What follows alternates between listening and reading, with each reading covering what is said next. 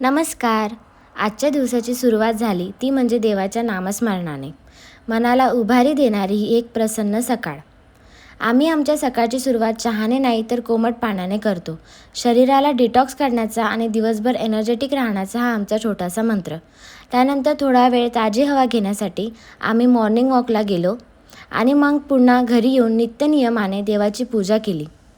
आता वेळ होती सकाळच्या नाश्त्याची. आज काहीतरी चटपटीत खावंसं वाटत होतं म्हणून आम्ही बनवायला घेतला गरमागरम पास्ता.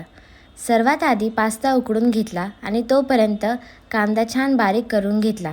आज यांनीसुद्धा मला खूप मदत केली. त्यासोबतच पास्त्यासाठी लागणाऱ्या सगळ्या भाज्या चिरून घेतल्या. गाजर, टोमॅटो, शिमला मिरची. कढईत थोडं तेल घालून त्यात कांदा, शिमला मिरची, गाजर हे छान परतून घेतलं. त्यामध्ये टोमॅटो ॲड केला. त्यानंतर मसाले, लाल मिरची पावडर, हळद, मीठ, टोमॅटो सॉस, पास्ता सॉस आणि डार्क सोया सॉससुद्धा ॲड केला आणि आमचा फेवरेट पास्ता मसालासुद्धा त्यामध्ये ॲड केला. आता यात उकडलेला पास्ता घालून त्यावर भरपूर चीज किसून टाकलं. बघा किती टेस्टी दिसतो आहे ना. बघूनच तोंडाला पाणी सुटलं. आणि हा आमचा चीझी पास्ता रेडी. मग काय, आम्ही सोफ्यावर बसून आरामात या नाश्त्याचा आस्वाद घेतला.